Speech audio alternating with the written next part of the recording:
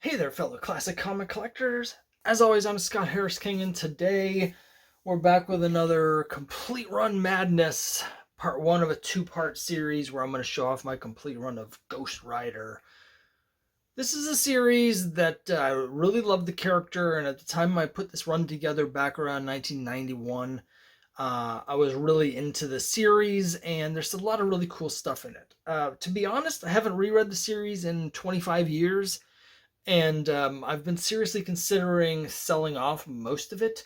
I will probably almost certainly keep my Marvel Spotlight 5 because I do love the cover on it so much and I do love the character, but it's hard for me to really justify the amount of space that the rest of the series takes up when I know I'm unlikely to reread most of it. So I'm undecided on that, but I thought before I do anything, I should probably at least show you the full run. I actually sold off my full run of ROM before I got around to doing a complete run to show the whole run, and I regret not being able to show you that before I sold that run. So I don't want to make the same mistake. If I do decide to sell the Ghost Rider series, I want to make sure I show it off first. Um, and Here's the big one, of course. We're going to start right out of the gate with the good stuff. And I mean the good stuff. It's Marvel Spotlight 5. I have a really beautiful copy of this. It's got one tiny speck of white. It's not even a spine tick, it's just a dot. The only other issue, and a bigger issue, is here.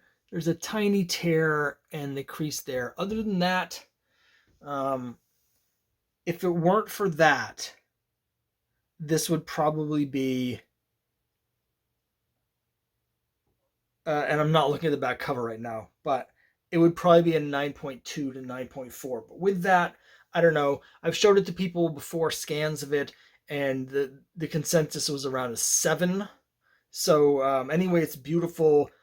I paid $20 for this. Um, in around 1990, 91. It was right when the new series was coming out. And I loved the first issue of the new series. So I went to a show and I bought this. There was actually a nicer copy than this.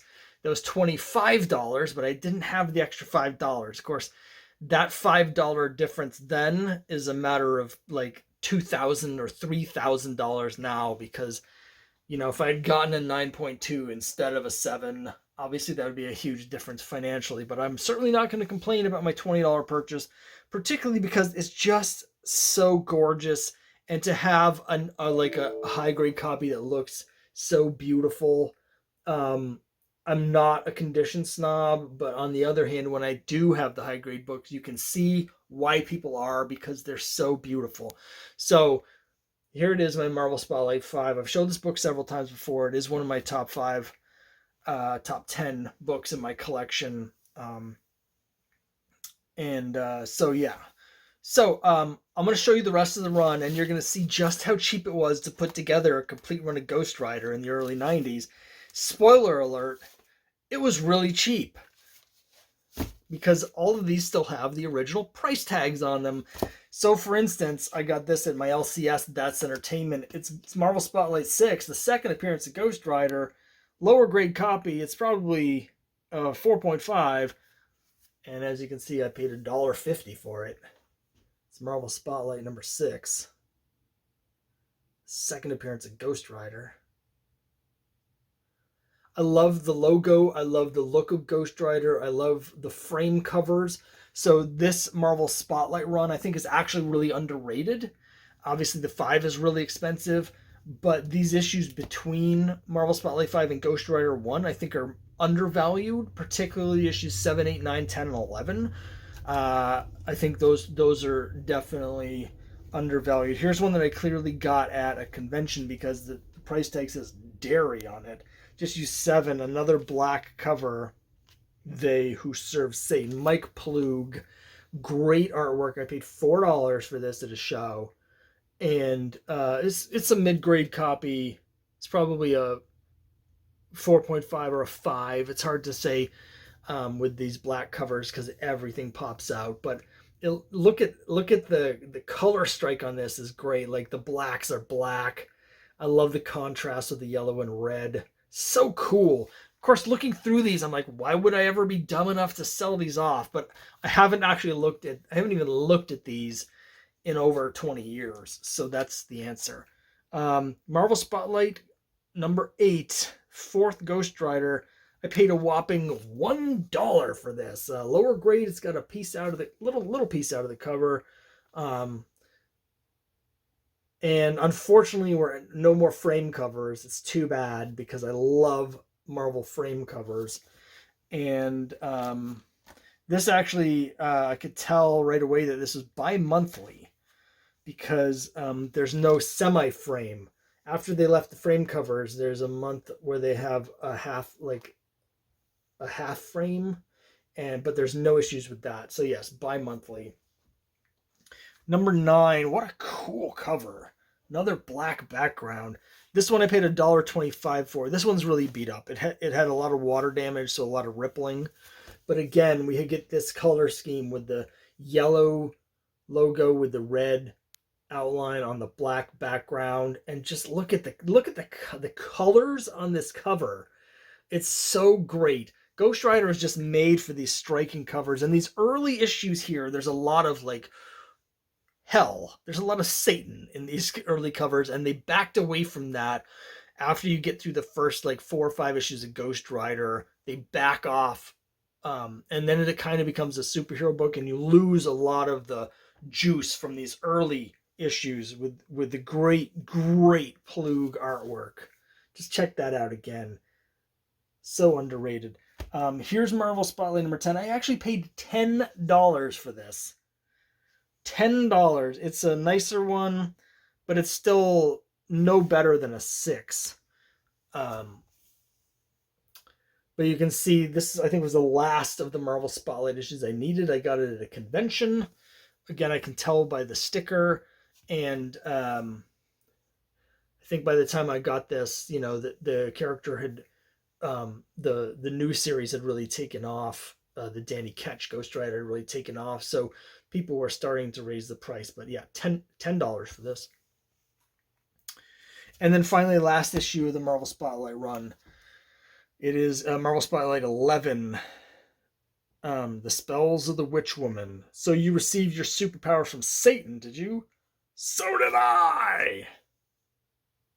So did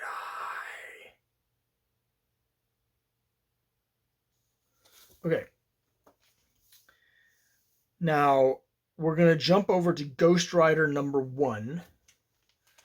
It's interesting. This issue has become very valuable now because it's got the first son of Satan. And again, this Marvel Spotlight was bi-monthly. So we have issue 11, cover dated August. Ghost Rider 1, cover dated September. So the next issue of Marvel Spotlight 12, which has Son of Satan on the cover, came out after Ghost Rider number 1. And again, I have a beautiful copy with one significant flaw. This one's not quite, it's very close, but not quite as nice as my Marvel Spotlight one. It does have this at the bottom staple. It's got a fairly large color breaking crease there. The issue with this is that right up here, there's like 3 little pinholes. There was a time when I've tried to actually sell this run before, twice before, and there was a time where I brought this to a comic store and they said, as beautiful as this is, it actually made it more difficult for them to sell it and grade it because it was high grade with a defect as opposed to just being mid grade. I feel like that thinking has shifted. This to me is a perfect eBay book because if I put this on eBay, with full scans and in the description disclosing, hey, there's 3 holes on this. There are people that will pay more than the grade deserves because of how nice the rest of it is. I think defects like this, there's a set of collectors nowadays that don't care as much for this sort of thing. They would rather have a high grade with a defect than a mid grade because this looks beautiful, and it is beautiful. It's tight. Nice page quality, and it's just a beautiful copy of Ghost Rider #1. I don't remember what I paid for this, and this does not have the tag on it, but wasn't that much. Here's #2. Really nice copy, except it had some sort of impact or something where you can see it, how the bottom staple is indented, and then the inside is sort of coming out. So basically the cover is pulling this way away from the book. Other than that, it's actually really nice. I paid $5.75 for this at a convention back in the day. And it's got this really cool Satan cover. You can see the woman here. It's the same woman that was on the cover of Marvel Spotlight 11. #3, $5.75. I paid for this at Great Expectations, which was my LCS at the time in Fitchburg, Massachusetts, if anyone remembers that. There's a guy named Pete that ran that store. This is lower grade. It's like a 4.5. Maybe only a 4. But again, these were getting a little more expensive because the Danny Ketch series had really taken off. And it is the early issue 3, and again, it's that thing where the third issue of the regular series for some reason is valued higher than like the third or fourth issue of the tryout series, which predated this, right? So this is really, issue 10 of Ghost Rider or whatever, but because there's a 3 on it's valued higher, whatever. I've complained about that, the arbitrariness of that before. Ghost Rider #4, I paid $2 for this, lower grade. Death stalks the Demolition Derby. We still have some hell-themed stuff coming up, but the book's already starting to get away from that. The supernatural elements get toned down and becomes more of a straight superhero book, and it's not as interesting as a result.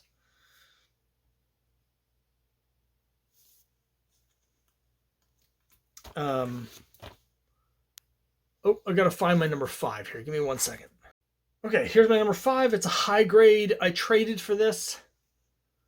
I don't even want to get into it. It was the worst. Like, I got badly taken advantage of as a kid by an adult. It all sort of came out in the wash, because the short version is I traded a very, very expensive, valuable book for this and a few of these other beat up, low grade books. Something that's worth thousands of dollars now.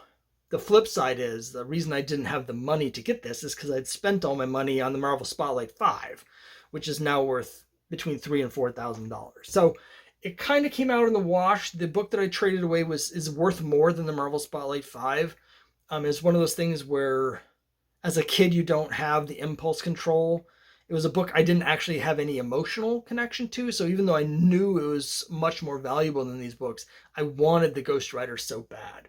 And that's something where I think if you're an adult professional dealer, the responsibility is on you really to not take advantage of children in that situation. I learned a very valuable lesson, but I would rather have the book because that's a lesson I could have learned without being completely hosed. The upshot is I have a really nice copy of Ghost Rider 5 and a lifetime of embitterment to go with it. And it's not even that nice, but it's nice. It's like a 7.5. Okay, here is my Ghost Rider #6. Cool cover. I like covers. I like lots of different types of covers. This is a cover that I like because it has this sequential storytelling on the cover. Sometimes that can just look messy and ugly and cluttered, but in this case, I think it looks cool. So here's Ghost Rider #6. It's another Zodiac story. Frankly, I don't remember a lot of the stories in here, so I'm not going to be talking too much about the content of these, because it's just been so long, and they start to sort of just blend together. But here's a cool cover, $4.75 I paid. Nice copy of Ghost Rider 7. In this is Smash Issue Death Duel with the one-man Zodiac, but he's also either riding against or with the Stuntmaster, who's a pre-existing character who is a perfect fit, of course, for Ghost Rider, considering Ghost Rider is stunt motorcycle rider. So I really like the design of this with the Zodiac circle. It just looks very clean. Issue 8, The Devil's Disciple. Action in the macabre mixed in the mighty Marvel manner. Cool cover. This is what I've signed up for with Ghost Rider. The only things that I would quibble about here are I don't like this Ghost Rider logo. I haven't really talked about it. I don't like it as much as the original. The two different fonts, I think it's just messy. I just don't like it. And also, this is a cover where I would rather have a black background than this brown. I just think it would just pop so much more if we got a nice black background. Issue 9, The Final Fearful Showdown with Satan. You'll see the difference between issues 9 and 10 here. I paid $4 for this. Now, of course, later on, they moved away from this actually being Satan. Like now it's, it's just another demon who calls himself Satan because Marvel doesn't want to have a Satan or something. It's just dumb. The books, I think it worked better when it was Satan. It's something that I rarely say, but it would be better with Satan. But yeah, Final Showdown with Satan. And then next issue 10, he's just fighting the Hulk. And we're just moving right into superhero territory. Yes, there's still some horror elements. We'll see some, later on. There was an earlier issue, though, where that, he was about to lose and Jesus showed up to save him. We don't get any of that after we get into a few issues here. So here's the first part of the Hulk fight. Here's the second part. Almost looks in some ways like Gil Kane, but something is really weird going on with the perspective of the Hulk's arm here. Like he almost looks like Ms. Marvel embiggening his arm. Ghost Rider number 11. Again, I dropped a whopping $1.50 for this.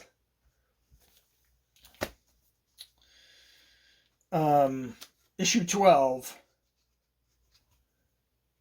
Through the grisly gate of time he comes. The Phantom Eagle arrives again.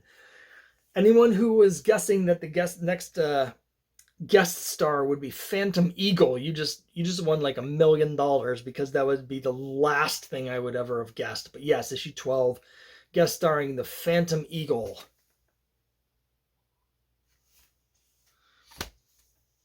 Uh, 13. Here's something you probably weren't expecting. Nice copy, quite nice copy actually, that I only paid 75 cents for. So really, really nice, super cheap. He's fighting the Trapster, and look who's back, faithful one. It's Karen Page, Daredevil's lost love. I almost want to read this to figure out how the Trapster and Karen Page end up fighting Ghost Rider on top of the Statue of Liberty, because that seems like, it literally seems like they had several hats and they just drew things out of a hat. It was like a random generator. One hat is villains, one hat is guest stars, and one hat is the location. And so they're like, it's going to be Trapster with Karen Page at the Statue of Liberty. It wouldn't even surprise me if that's how that actually happened.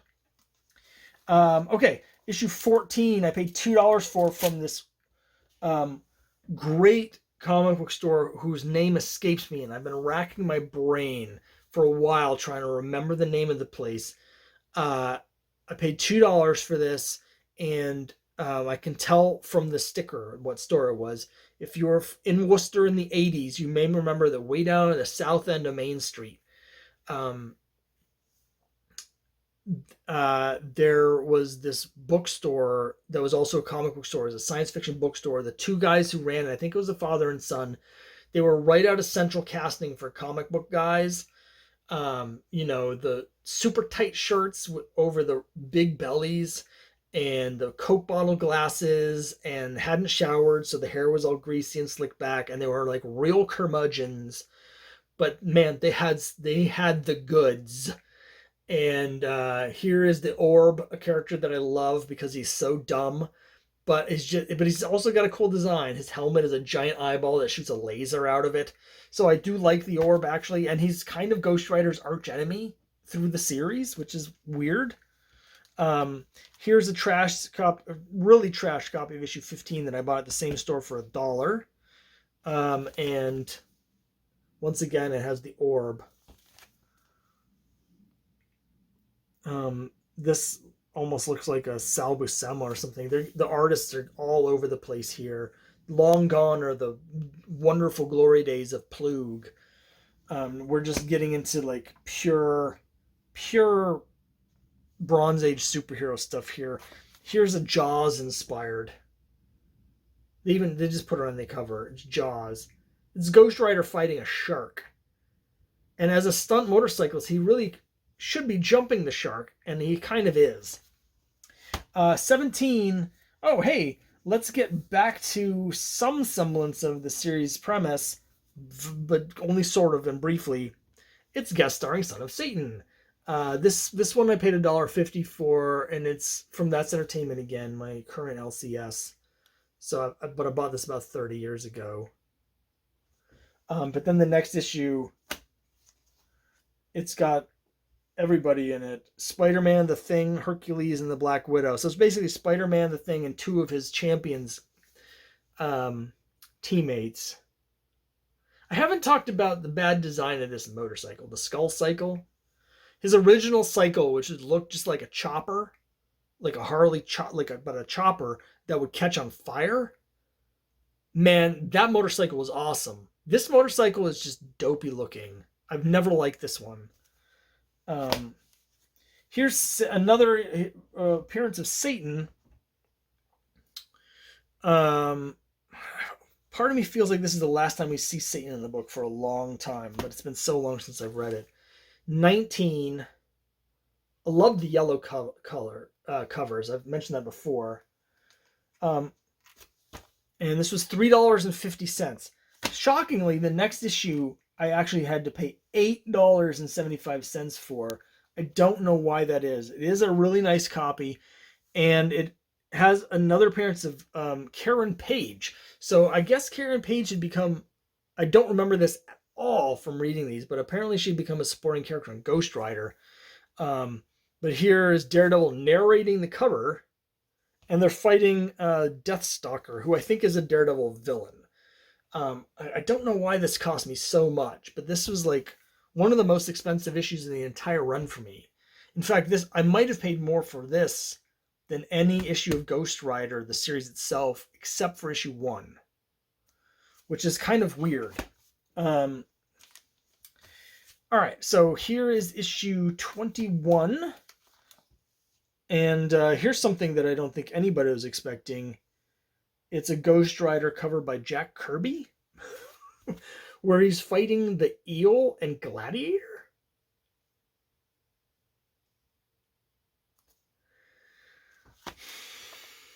$2.50 for that. $2.50 for this next one. Another Jack Kirby cover. Not the last. Just a terrible, terrible fit. I love Jack Kirby. Horrible fit for the series. Oh, I forgot to mention the new logo, which was in the last one. At last, the new Ghost Rider. So here's the previous logo. I like that it's all one font, but it's incredibly boring. The original Ghost Rider logo from Marvel Spotlight is still the best, and we're going to have this on here, this book, for a long time.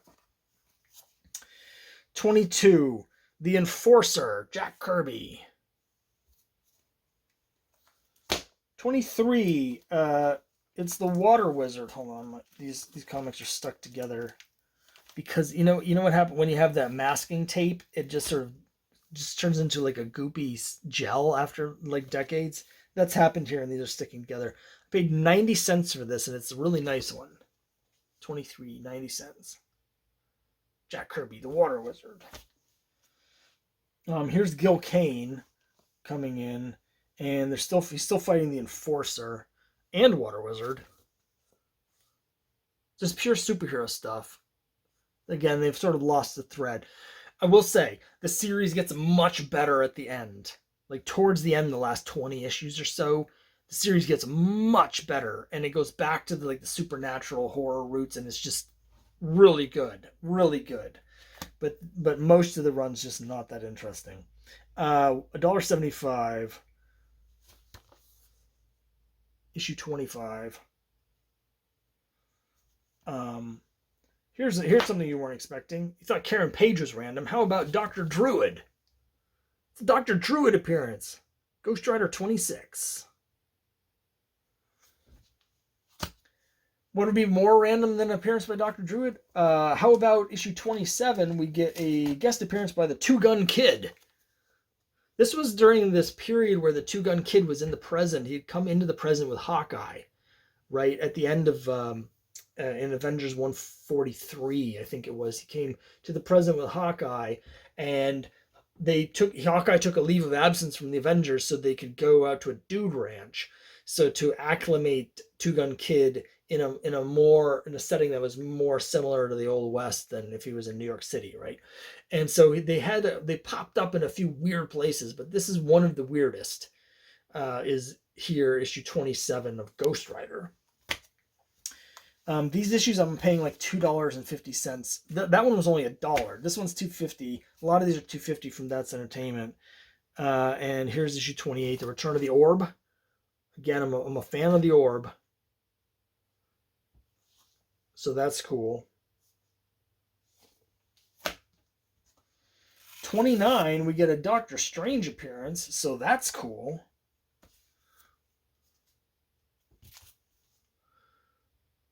The other thing I wanted to mention, and I missed it when it happened a couple issues ago, and I'm sorry I missed it. But now he's back to his flaming hell cycle. It's got a little picture of a skull on it, which I think is overkill.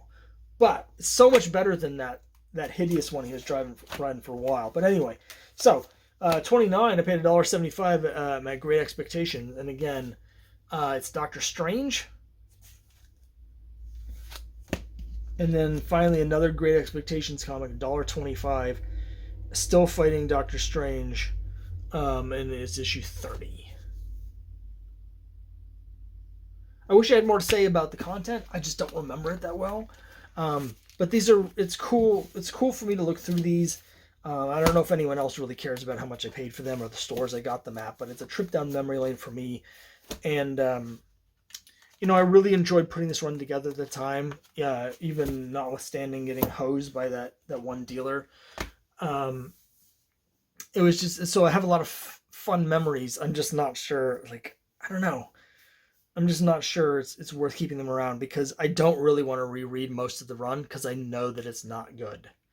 The only issues I really feel like rereading, honestly, kind of the Marvel Spotlight, but the last, from issue 62 to 81, once he joins the Circus of Crime, the series gets so much better towards the end. Those issues I wouldn't mind rereading, but the rest of these, I don't think I'm ever going to read them again. So part of me feels like I should just sell them to someone who will enjoy them, clear the space in my collection. And some of these have become very expensive, particularly Ghost Rider 1. Even with the issues of my book, it's at least a $400 copy and probably could get closer to $500 on eBay. And I could buy some big keys that I'm missing from stuff that I'm actually actively collecting. So, yeah. I haven't decided yet, but that's where I'm leaning. So let me know what you think down below. I'll be back with part 2 sometime soon. Go through the rest of this run. And yeah, there it is. Ghost Rider Complete Run Part 1. Thanks very much for watching.